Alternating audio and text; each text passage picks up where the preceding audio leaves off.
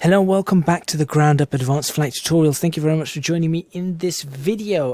Last time out we were having a look, well, mostly at this. We also had a look at World VFR, but we mostly had a look at IFR and low flight airways. Now, I did say that this is quite simplified and I'm not going to be covering everything in there. But looking back at it, there were a couple of mistakes I made that I just want to quickly clarify. I did clarify a couple in the video, the major ones, but there are a couple of other mistakes that I just want to clarify and give you a little bit more information, just in case you're getting a little bit confused, particularly if you're flying in countries where there are different variations of these routes working. So in fact, I don't think there's any. Yeah, see, in the UK, there don't seem to be, or there doesn't seem to be anymore. But the moment you cross into France, you can see something different has happened over here. So let me very quickly explain this before moving on to what we're going to be doing in this video. A couple of things that I need to quickly point out. First one was that these things over here, Wittering's one of them, I call them TACANs. I did actually correct myself in a little text indication on the last video. This is not a TACAN, this is a VORTAC. TACAN is, I knew I had it wrong, that's why I was a little bit hesitant to say it, but it's a TACAN is a hexagon with boxes that are empty, not filled in. A VORTAC has boxes that are filled in. VORTAC gives you DME information only. TACAN, I believe you can tune VOR indications for it. And sometimes VORTACs and TACANs are together, particularly I think in America, which is why there was that slight amount of confusion. Second up on this is that I know some people may be a little bit curious as to why these are brown and why these are green. There are other places which probably in America you'll see ones that are also blue. Don't worry about that.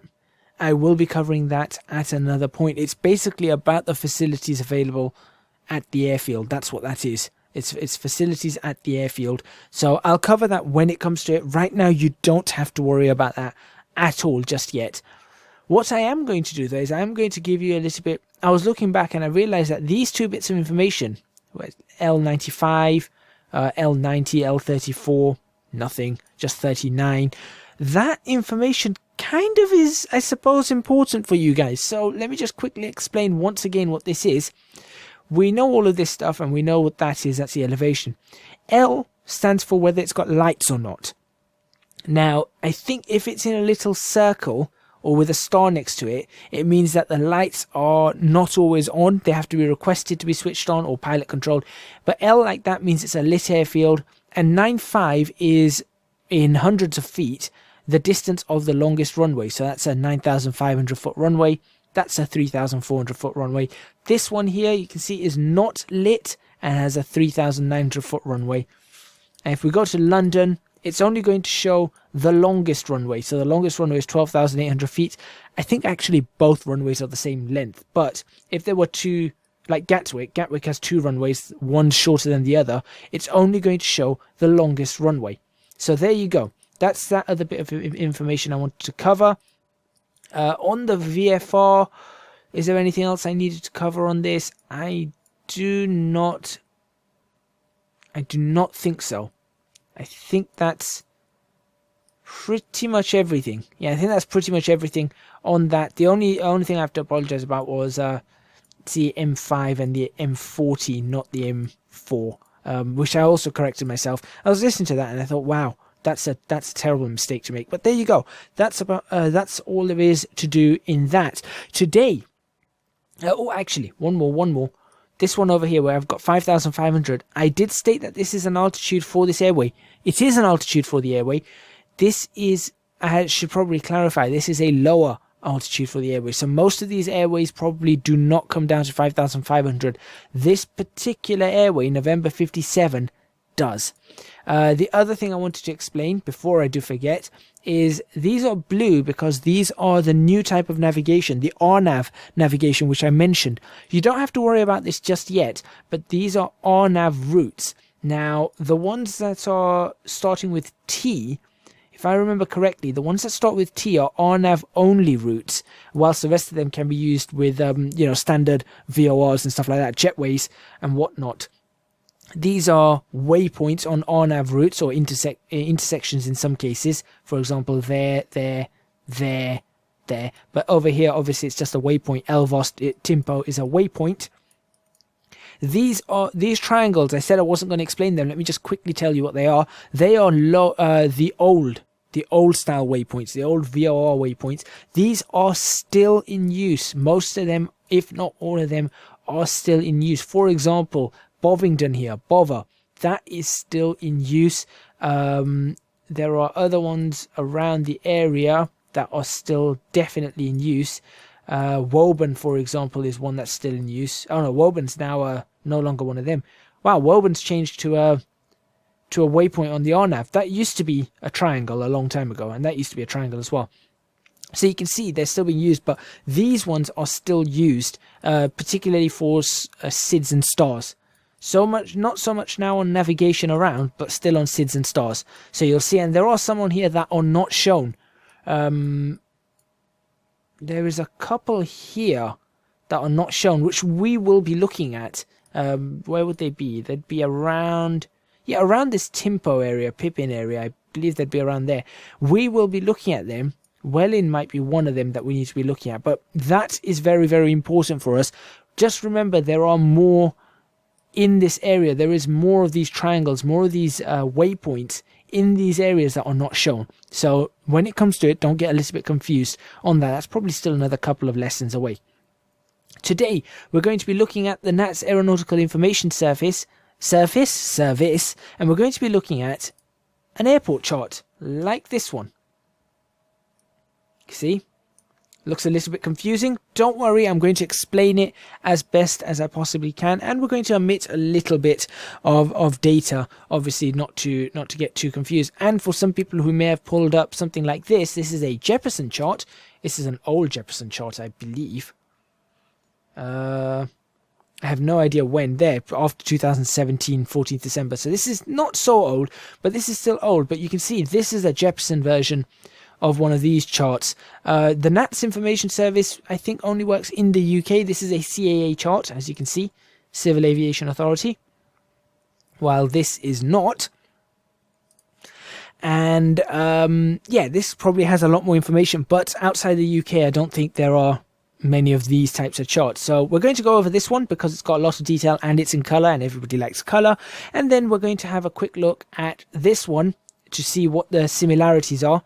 And we're then going to move on to having a look at one of these charts. So that's going to be this lesson today. We're all going to be all about the aerodrome. Now, before I continue, if you do like these videos, please be sure to hit that like button and subscribe to the channel and share these videos, whatever you want to do. Leave a comment telling me that you're learning something from these videos. Thank you to the people who have left a comment in the last video saying that this is, you're learning this is the good stuff here. I really appreciate that because that really helps me out. And if you want to do so, $5 reward on Patreon. You'll find that in the description box below, www.patreon.com/ecgadgets. You'll get access to the Discord Flight Sim Tutorials channel as well as the private Patreon channel. And that you can ask me all sorts of questions about aircraft there if you wish to do so. And I'm more than happy to cover whatever I can cover. All that being said, let's get on with this. The first thing I want to point out here, because this is an important one, is this here. This part right here, geoid undulation. The height of the geoid MSL above the reference ellipsoid, Whiskey Golf Sierra 84 at the stated position, otherwise known as GUND. Now, what does that mean? Because you can see here it says elevation in feet, average mean sea level, 467 feet. We know this airport's not at 467 feet. This airport is at 306 feet. As a matter of fact, it says it right there. Aerodrome elevation, AD aerodrome, elevation 306 feet. So what on earth is this? You'll also notice, doesn't have it here. Airport elevation right there, 306 feet. So what is this? What does this mean? Well, geoid undulation is all about working out a geoid around the Earth. Now, a geoid is the shape of the Earth, or the shape of the seas of the Earth, where without any external force working on it. So it's basically just the rotation of the Earth and the angle of the Earth. Nothing about tides, none of that stuff. So nothing about the moon's influence, that tidal influence or anything. None of that is counted. And they work that out, and you have a number of geoids, like this one's using the WGS 84. There's the, is it EG something, 82 or something is another popular one. And that just gives you a different height because it works on some sort of an ellipsoid or something like that. This is going into very, very complicated science. I think Isaac Newton did a bit of work on this, and it's all about the curvature of the Earth and the levels of the seas and the way other things have an influence on it, and then how you then work out the average mean sea level and so on and so forth. What you will notice is that if you do 467 take away 161, you will get 306 feet. That's how that number has come about, the 306 feet above sea level. And of course, when you do tune in your barometric pressure, you'll see that it comes up to just about 306 feet, maybe 1 foot out, but 306 feet as you get it. So don't worry about that, and don't worry about where it says here, for example, gund elevation 161. That's the geoid undulation. Don't worry about that. We're not going to worry about what that means. We're just going to be looking at the 306 feet. That's the important part, and anything else outside of that. Okay. Now that that's out the way, other information we're going to ignore for now is this information here. We don't need it, but all this is giving us is a surface of the various runways, taxiways and aprons, and the bearing strength of them, which we're not going to go into just yet. This is not important to us now. That's going to be too much. Similarly, we're not going to be going into the lighting procedures at the airport just yet, but we will be coming back to this because lighting is, of course, important on an airport, particularly at night, and it tells you a lot about the airport and where you actually are in the airport in the middle of the night. So don't worry about the lighting, but we will come back to that. And just quickly explain, that's approach, threshold for the runways, the runway and the taxiway, and it's telling us is where the lights are, what the lights are, what colors they are. That's all it's telling us. Communications, ATIS gives us frequencies for ATIS 122.625, tower frequencies 124 for East Midlands Tower, 121.9 for East Midlands Ground, or 121.9, and 121.6 for East Midlands Fire and Rescue, or just Fire. Down here gives us any information about changes that have happened. So in June 2017, there was a change. ATIS frequency amended, runway dimensions and runway surface material had changed. They have been doing a lot of work at this airport. I do know that. There's been a lot of work around the side roads and stuff. So I know they're doing a number of work. So I suppose they've also been making changes to this airport, inside as well as outside. They're doing work at loads of airports. Heathrow's got work going on. This has got work going on. Birmingham's got work going on. I think Manchester's also got work going on. When I recorded this, I think they've got a taxiway closed, or part of the runway closed or something on one end, something like that, and they're doing a bunch of work there. So anyway, that's neither here nor there. That doesn't really matter. This part here we're going to see on all the maps that we have a look at now. All the charts that we have a look at is going to have this information. This is the variance from magnetic to true north, I believe. So that's 1.1 degree west 2017. This is the annual rate of change. So every year it's moving 0.15 degrees to the east. So at the moment, the runway heading is 89 on the magnetic. In a few years' time, it will actually be 90 degrees on the magnetic because of the rotation. So at the moment, you can see here, right there, 089 degrees magnetic and the direction the runway is going in. You can see it's 09 there. So that is the final course for your runway. And down here you can see it's 269. That will eventually change to 90 and 270, and eventually it'll keep on changing. Give it 40 years, 50 years, this will actually change from 09 to 08. So that's something, to be aware of. So it's going to change from 09 to 08, and that's going to go from 27 to 28. So 27 to 28, 09 to 08. So that's how that's going to work. Anyway, we don't need to worry about that just yet either. What we do need to look at is what these things mean. So there's a stopway at the start of the runway marked by red lights. You can see that. If you haven't seen lesson 2, in lesson 2 we actually cover what all these markings down the runway mean, what that means, what all of these mean. So I'm not going to be going into any of this right now. All I'm going to point out is new stuff. If you want to know this, please go watch lesson 2. Even the puppy indicators, make sure you watch all of this around. I am just going to be going into the new stuff here. So with that being said, now we can continue on. We've got this bit of information here. TDZ stands for touchdown zone. So that's something to bear in mind. Touchdown zone, it's telling us that the highest elevation in this touchdown zone, so you know where the touchdown zone is now, is 306 feet. That there is the GPS coordinates for it. Again, like I said, we're going to ignore the geoid undulation right there, runway 9. On the opposite side, you'll see that the touchdown zone is lower, 282 feet. So 282 feet on this side, and you can see that, oh sorry, that's the threshold elevation. The highest elevation in the touchdown zone is right there. So you can see the highest in the touchdown zone is at the threshold, threshold, not touchdown. It also is the highest elevation in the touchdown zone, but at the threshold is what this one's saying. And over here, it's different. On this side, the threshold and the touchdown zone are at different elevations. So the threshold is 282 feet, and there's its GPS coordinates for that.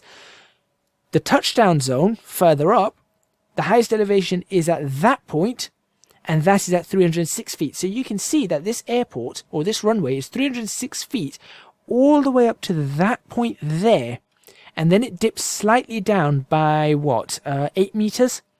Yeah, there's about 8 meters, so that's 24 feet. That's about 8 meters, right?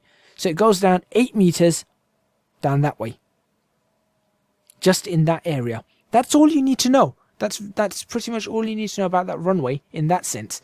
You've got the length and the width of the runway right there, 2,893 meters long, 45 meters wide. That's the center point of the runway. That box there is airport. That actually means airport with the dot. That's airport information for you. So that gives you all your airport information, the locators. So not the locators, the approach. What do you call these? I keep forgetting what these are called. Not the localizers, but when you're approaching, these are special. These are special distance markers, DMEs. That's it. They're the DMEs from the west and from the east. 109.35 is what that is. That's the frequency for the ILS. So you can see that's the frequency for the ILS there. I think that's a DME. I'm not entirely sure. I know that they do work out, they are the distance measuring equipment on either side, but I think the DMEs may go further in. But these are markers that we will be using later on. So we'll be using these markers later on. And that there is the Morse code identifier for the airport. We've been through this in the last video, and that's the elevation of the airport in a different way. So 322 feet. There's obviously something there that's 322 feet up. Forget the channel. Don't worry about that channel there. That doesn't matter. That's for military, different modes of operation, stuff like that. We don't need to worry about that just yet. These here are windsocks. These orange things. So you can see that we have 3 windsocks over here. These triangles above the windsock means that they are lit up. So this thing will have a blinking red light, for example, and that will have a blinking red light. That one in the middle will not have a blinking red light. Radar, VHF direction finder, anemometer that measures wind speed. There's an anemometer there and an anemometer there. There may be another one. There's another one. Anemometer there. This here is the ILS glide path aerial. So we've seen this before in the sim. I've shown you what that is. I'm not going to explain again what that is. The puppy lights at a 3-degree incline. So that shows you what that is. Don't worry about that just yet. We'll probably come back to that at some point. And then we've got these sort of triangles with the dots in them, and these multiple triangles with the dots, and that with the dot, and that with a circle and a dot. These here, by the way, these circles, they are radar. They are not radar. I just read that. These are radio navigation. That's what these are. That's why they've got circles with a dot. They are something to do with radio navigation. So, for example, that's for an ILS. That's a DME or an NDB, a localizer, whatever it is. That's a direction finder. That's radar, so on and so forth. So that's what those are. These ones, let's have a look. Let's use these wind turbines as an example. Again, forget the brackets. We're going to forget that bracket. We're not looking at that undulation at all. We want to look at these pointy, sort of upward pointing arrows with a dot in it. That means obstacle or obstruction. There is an obstruction somewhere on this airport. You can see where it is because it tells you where it is from the airport. So you can see it's down one of these roads, past the maintenance area, after the cargo building, not too far from taxiway Juliet. That's the height of those, 454 feet is where those wind turbines are. And of course, just like the other one, that means that that's lit, just like the windsock. That means that that has it's a high intensity light on them. They may not be in operation all the time, so in the daytime they may be off, but at night they may be on. So that's how you know that these are lit up. That's a sign for it being lit up. And that is altitude of them. Very, very simple. Similarly here, you can see this one at 324 feet does not have this weird lighting setup like that. So that means that that obstruction is not lit up. However, the one that's at 322 feet, right next to it, is lit up. So you can see that one. Now, interestingly enough, if you're looking at that and you're thinking 324, 322, you can see this is at 306. Obviously, you know what those are then, because once you're coming into landing and you can see where they are, they're between the lights, they're there. It's quite obvious that those are part of the localizers and part of the approach setup. This one here, mobile obstacle traffic at 323 feet, probably some sort of truck or something. And you can see it's on the road and it says traffic. So it's clear that this could be driving around. So this could be driving around this area, and it's obviously an obstacle on this side because it can cross right over that. Now, in all honesty, do you need that one? Not really, because it's at 323 feet. There's two right there, but it's the correct procedure to put that down. So that's why it has that. Next up, let's have a look at this one. As you may have figured out right already, that means multiple obstacles. So it's a group of obstacles at 357 feet. Could be houses, could be buildings, could be anything, could be trees. As a matter of fact, I think they are trees. Those are trees. Yeah, that's what I think those are. That's trees, that's a tree, or a clump of trees, more than likely. Over here, 287 feet, there's another obstacle. Now, I've stood here before. I'm just trying to work out what the obstacle is. Yeah, I've actually stood here. There's a little park. It's not the park, I don't think. That's the obstacle. That's the service road. The park is right here. There's a hill. There's a mound over here. Maybe that's the mound. I don't think that exists anymore because I've got rid of it all. But yeah, that's what that means down there. So that's pretty much all the obstacles explained. Over here, I've told you already that we know what these are. These are the taxiway names, which we've gone through. These points with red, these are new, I suppose. These are holding points.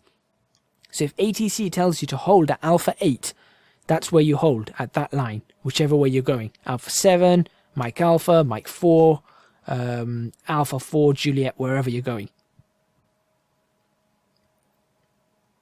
Alpha 3, and they can tell you to hold here as well. Whiskey 2, Whiskey 1, Sierra 1, Sierra 2, wherever you're going to hold, that is the holding point. So if they say to you, follow this, follow this, follow this, hold at Alpha 3, you're coming along, you hold there. Or you're coming out from here and you come around here and you hold there until ATC tell you otherwise.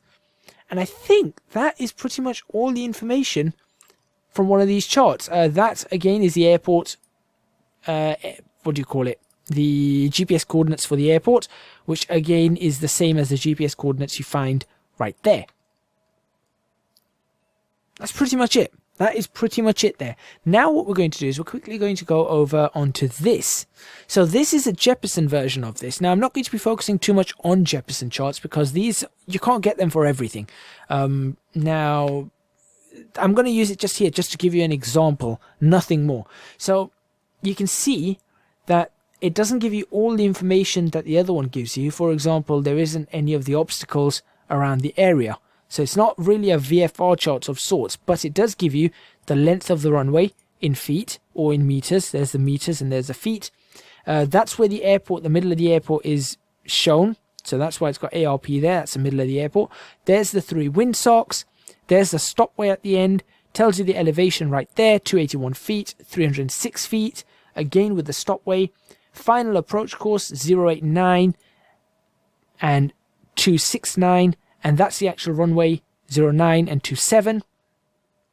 There's all the holding points once again with the marks if you need the marks. For example, that one right there, that's all the holding points that's given. As a matter of fact, it doesn't give all the holding points because I got Alpha 3, but it doesn't give you, it gives you Alpha 7. Isn't there supposed to be a holding point right there? Hold on. Yeah, there's Alpha 4. There's an Alpha 4 that's not on here.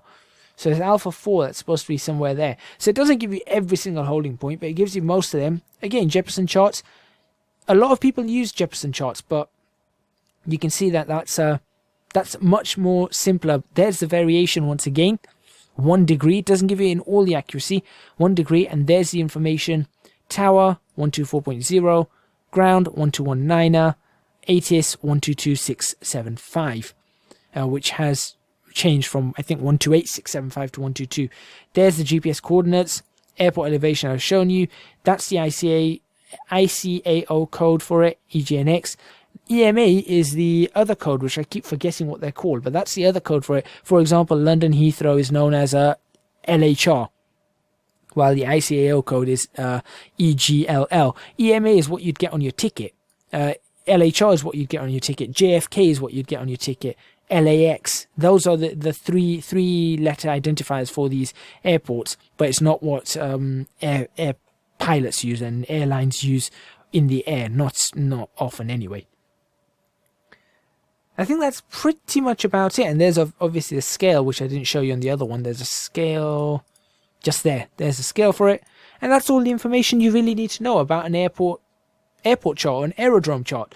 Quickly, we can have a look at this. This is pretty much the same as the other one, except it doesn't have any of the obstacles or anything like that. What it has instead is, well, two things. One, interestingly, is the variation on this is odd, is 1.1 degrees west 2017.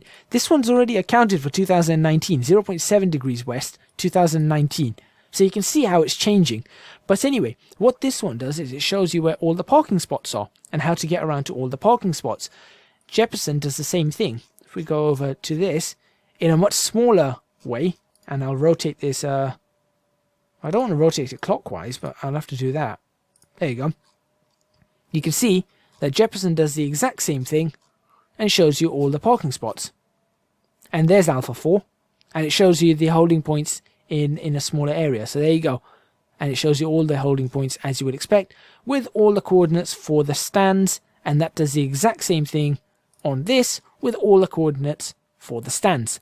Exactly the same thing, just in a different way, and this one's in color.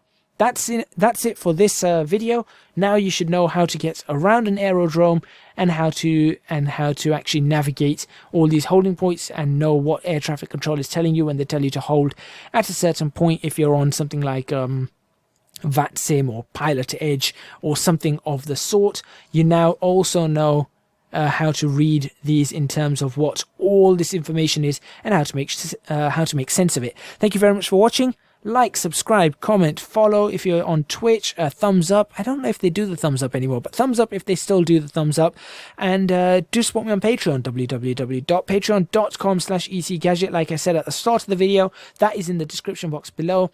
Next lesson, we are going to be looking at standard instrument departures.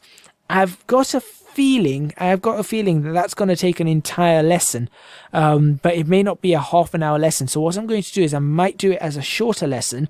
It may take 25 minutes, and I'll do standard instrument departures in one lesson.